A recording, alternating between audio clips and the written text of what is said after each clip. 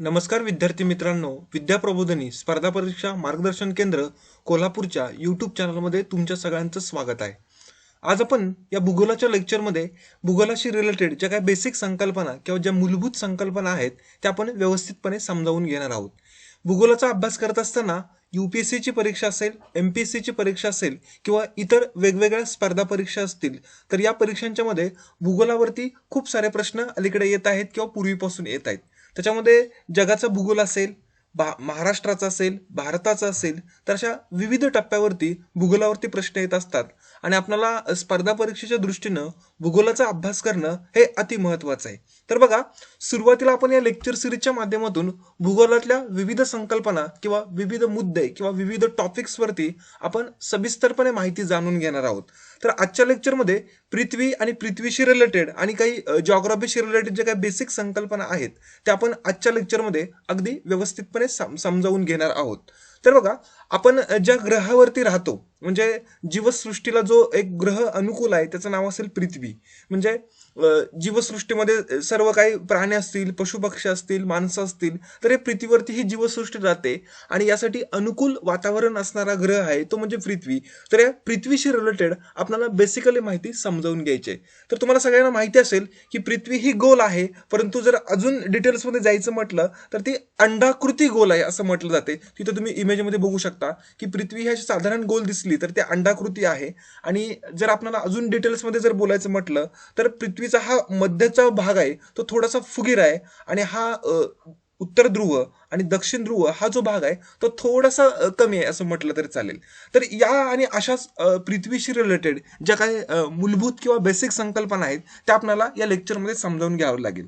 तर बघा, सर्वप्रथम भूगोलाचा अभ्यास करत असताना वेगवेगळ्या त्या दिशा आहेत आणि उपदिशा आहेत त्या माहिती असणं खूप महत्वाचं असतं. बऱ्याचशा विद्यार्थी की दिशा ज्ञानाबाबतीत कन्फ्यूज असतात. म्हणजे पूर्व, पश्चिम, दक्षिण, उत्तर ह्या दिशा आतापर्यंत आम्ही ऐकलेल्या असतात, पण त्याच्यामध्ये कन्फ्युजन जर असेल तर पुढचे प्रश्न सॉल्व्ह करत असताना किंवा सोडवत असताना बरेचसे प्रॉब्लेम येऊ शकतात. तर आता आपण सुरुवातीला दिशा कोणकोणत्या असतात त्या बघू. तर इथं साधारण असा पृथ्वीचा तुम्हाला मॅप दिसतोय, इथं म्हणजे पृथ्वीसारखा असा गोल मॅप दिसतोय. तर आपल्या जे उजव्या हाताला असेल त्याला पूर्व दिशा म्हणतात किंवा ईस्ट म्हणतात. आपल्या डाव्याला हाताला जे असते त्याला पश्चिम दिशा असं म्हटलं जातं. आपल्या डोक्याच्या बाजूला जे आहे त्याला उत्तर दिशा म्हटलं जातं आणि पायाच्या बाजूला त्याला साऊथ किंवा दक्षिण दिशा असं बोललं जातं.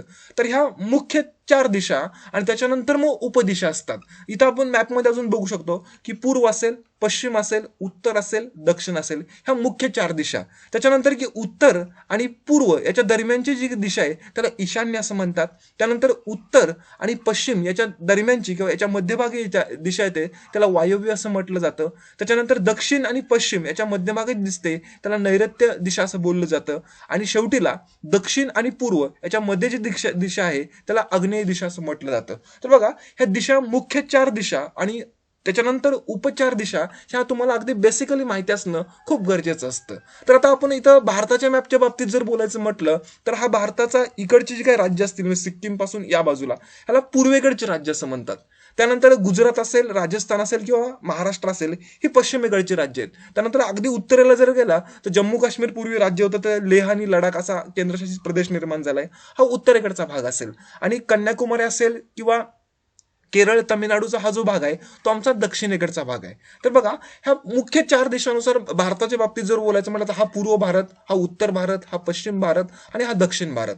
आणि त्याच्यानंतर अजून उपदिशामध्ये जर बोलायचं म्हटलं तर ही एक उपदिशा असेल, त्याच्यानंतर ही एक असेल, त्याच्यानंतर ही एक असेल आणि त्याच्यानंतर ही एक असेल, अशा एकूण 4 उपदिशा. तर बघा, इथं जसं आपण मॅपमध्ये बघितलं तसं या दिशेला साधारण मी ईशान्य असं म्हणतो. त्यानंतर आमच्या भारताच्या पाकिस्तानच्या दिशेला आहे त्याला वायव्य दिशा असं म्हणतो. त्याच्यानंतर की भारताच्या जर बोलायचं म्हटलं तर इकडे हा समुद्र लागतो. तर हा समुद्र कुठला आहे जरा मला कोण सांगू शकेल का? तर मग ज्यांनी कमेंट बॉक्समध्ये लिहा की हा समुद्र कुठला आहे आणि इकडे लागतो त्याचं पण नाव लिहा कमेंट बॉक्समध्ये. तर इकडची जी काही दिशा असेल तर त्याला आग्नेय असं म्हणतो आणि त्यानंतर इकडची जी दिशा असेल त्याला नैऋत्य दिशा असं म्हणतो. तर ह्या अशा मुख्य दिशा आणि उपदिशा आपल्याला माहिती पाहिजेत. तर आता ह्याच दिशांच्या माध्यमातून आपल्याला पुढच्या काही बेसिक संकल्पना असतील त्या समजणं खूप महत्वाचं जातं.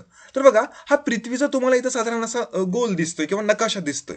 तर नेहमी असं बोललं जातं, बघा एक वाक्य नेहमी बोललं असेल, भारत हा पूर्व गोलार्धात आहे. बघा, पूर्व गोलार्धात व उत्तर गोलार्धात आहे. व उत्तर गोलार्धात. म्हणजे आता पूर्व गोलार्ध आणि उत्तर गोलार्ध म्हणजे नेमकं काय?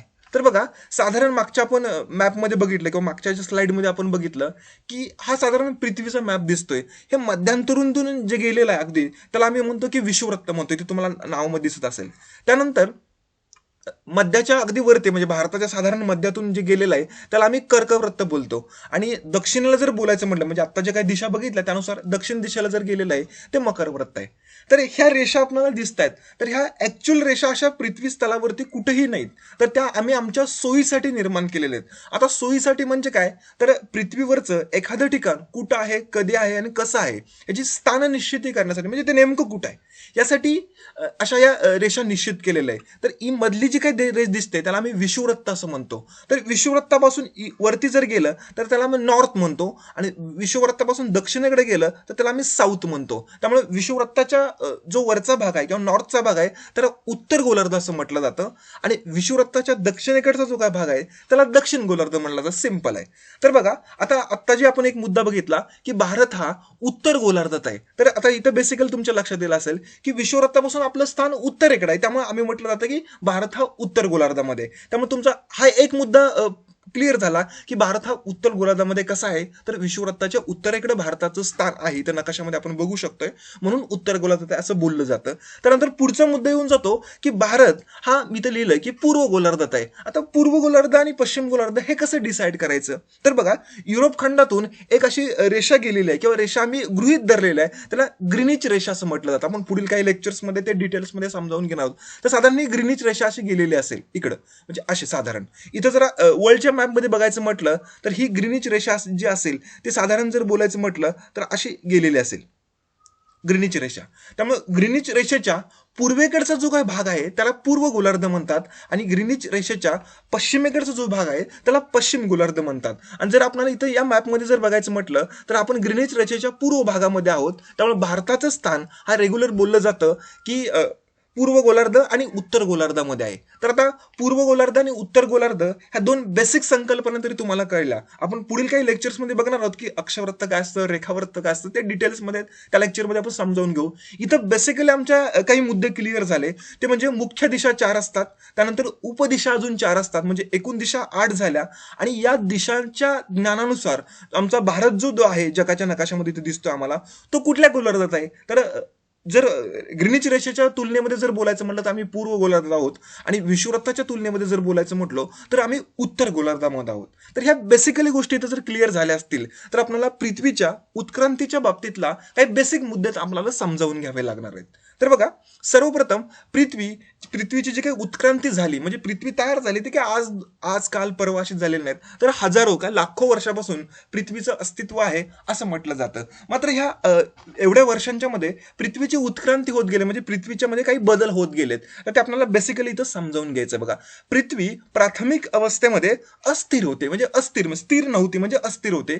आणि त्या अस्थिर अवस्थेतून जसजसं कालावधी पुढे जात गेला तसं अस्थिर अवस्थेमध्ये असताना पृथ्वीच्या घनतेमध्ये हळूहळू वाढ झाल्याने, म्हणजे घनता जी पृथ्वीची आहे त्याच्यामध्ये हळूहळू वाढ झाल्याने पृथ्वीच्या अंतर्गत भागातलं किंवा आतील तापमान जे आहे ते वाढलं. आणि आतील तापमान वाढल्यामुळं आतील जे घटक पृथ्वीच्या भागातले जे होते ते घनतेनुसार विभक्त होऊ लागले, म्हणजे पृथ्वीच्या अंतर्गत भागातले जे काही घटक होते ते घनतेनुसार विभक्त होऊ लागले. त्यामुळे अवजड जे पदार्थ होते किंवा जड पदार्थ होते ते पृथ्वीच्या अंतर्गत भागाकडे किंवा केंद्राकडे आकर्षले किंवा केंद्राकडे आले, आणि हलके पदार्थ पृथ्वीच्या भूपृष्ठाकडे गेले. आणि त्या भागामुळं किंवा पृथ्वीच्या भागावरती गेल्यामुळं हे जे आम्हाला दिसतं वरचं जे आवरण आहे ते पृथ्वीचं आवरण किंवा भूपृष्ठाचं वरचं जे काही कवच आहे ते निर्माण झालं, असं विविध संशोधनाच्या माध्यमातून आपल्याला स्पष्ट होतं किंवा समजावून जातं. तर हे काही बेसिक पृथ्वीच्या उत्क्रांतीच्या बाबतीतल्या मला संकल्पना कळल्या जातील. पुढचा मुद्दा खूप महत्वाचा आहे की पृथ्वीशी रिलेटेड काही फॅक्च्युअल डेटा असतो, तो कधीच बदलत नाही, तो आम्हाला माहिती असणं खूप गरजेचं असतं. कारण त्याच्यावरती वेगवेगळ्या स्पर्धा परीक्षांच्या मध्ये विविध प्रश्न अगदी व्यवस्थित डिटेल्समध्ये विचारलेले आहेत, तर आम्हाला त्याच्याबद्दल बेसिकली माहिती असणं खूप आवश्यक असतं. तर पहिलं बघा, पृथ्वीचे एकूण क्षेत्रफळ काय, म्हणजे पृथ्वीचा एकूण एरिया काय, तर 510 दशलक्ष चौरस किलोमीटर असं म्हटलं जातं. पुढचं की पृथ्वीचा व्यास काय, व्यास म्हणजे काय. आता बेसिकली जर बोलायचं म्हटलं तर इथं आपण सुरुवातीला जी आकृती बघितली ती बघूया. म्हणजे हा जो दिसतो आपल्याला असा म्हणजे गोल जो आहे असा भाग पूर्ण म्हणजे असा जो राऊंड दिसतो असा असा एक राऊंड आडवा आणि असा उभा एक सुद्धा राऊंड होऊ शकतो गोल. तर हा असा व्यास म्हणजे गोलाकृती आकृती जे आहे त्याचा व्यास किती आहे तर इथे बेसिकली दोन मुद्दे आपल्याला बघा दिसत आहेत की पृथ्वीचा विषुववृत्तीय व्यास आणि ध्रुवीय व्यास. आता विषुववृत्त तर इथं मी आमच्या आकृतीमध्ये क्लिअर करून घेतलं की पृथ्वीच्या साधारण मध्यातून जो गेलेला आहे त्याला विषुववृत्त म्हटलं जातं आणि हा वरचा जो पोल दिसतो त्याला नॉर्थ म्हणतात आणि दक्षिणेकडे दिसतो त्याला साऊथ पोल. बघा की पृथ्वीच्या साधारण जर विषुववृत्तापासून असेल जे गोल राऊंड किंवा सर्कल टाकलं जातं त्याला विषुववृत्तीय व्यास म्हणतात आणि हा जो नॉर्थ पोल दिसतोय आणि हा साऊथ पोल दिसतोय यातून असं सर्कल किंवा राऊंड टाकला जाईल त्याला ध्रुवीय व्यास म्हणतात. तर बघा याच्यामध्ये थोडासा डिफरन्स आहे तर इथं आकड्यांच्या माध्यमातून तुम्हाला लक्षात येऊन जाईल की पृथ्वीचा विषुववृत्तीय व्यास थोडासा जास्त आहे आणि तुलनेमध्ये ध्रुवीय व्यास जो आहे तो कमी आहे कारण की पृथ्वी थोडीशी विषुववृत्तीय भागामध्ये फुगीर असल्यामुळं पृथ्वीचा विषुववृत्तीय व्यास हा थोडासा जास्त आहे. इथे तुम्हाला आकडे दिसून येतात. पुढचं पृथ्वीचं अंदाजे वय काय असेल तर 4 किंवा 4.6 अब्ज वर्ष असेल. पृथ्वीचं वस्तुमान काय असेल इथं आकडा तुम्हाला दिसून येतोय. पृथ्वीचं सूर्यापासून सरासरी अंतर किती म्हणजे हा कुठेतरी सूर्य असेल म्हणजे सूर्यमालेतला आणि त्याच्यापासून पृथ्वी हा जो ग्रह आहे त्याचं किती अंतर आहे ते तुम्हाला इथं आकड्यामध्ये दिसून येते. पुढचं असेल बघा पृथ्वीच्या पृष्ठभागावरचं सरासरी म्हणजे ॲव्हरेजली टेम्परेचर काय असेल म्हणजे काही भागामध्ये जास्त असेल काही भागामध्ये कमी असेल म्हणजे वाळवंटासारख्या भागामध्ये खूप जास्त टेम्परेचर असेल. ध्रुवीय जो भाग आहे किंवा बर्फाळ भाग आहे तिथं खूप कमी टेम्परेचर असेल पण ॲव्हरेजली जर बोलायचं म्हटलं तर 14 अंश सेल्सिअस एवढं पृथ्वीच्या पृष्ठभागावरचं तापमान आहे. तर हा आकडा तुम्हाला एक महत्वाचा असेल. पुढचं की पृष्ठभागावरील सर्वात उंच ठिकाण म्हणजे जो पृथ्वीचा भूभाग आहे याच्यावरचं सगळ्यात उंच म्हणजे पर्वत असेल तर माउंट एव्हरेस्ट हे जे ठिकाण आहे ते सगळ्यात उंच असेल. पुढचं असेल बघा पृथ्वीच्या पृष्ठभागावरील निमस्तरावरील म्हणजे पृथ्वीच्या भूभागावरचं सगळ्यात खोल किंवा निमस्तरावरचं ठिकाण असेल तर तो मृत समुद्र असेल. पुढचं असेल बघा पृथ्वीच्या समुद्रातील सर्वात खोल ठिकाण म्हणजे समुद्र जो आहे म्हणजे पृथ्वी बघा पुढच्या आपण लेक्चरमध्ये बघू की जवळपास 71% समुद्रच आहे किंवा समुद्र पाणी आहे पृथ्वीच्या याच्यावरती आणि उरलेला जमिनीचा किंवा भूपृष्ठाचा एरिया आहे.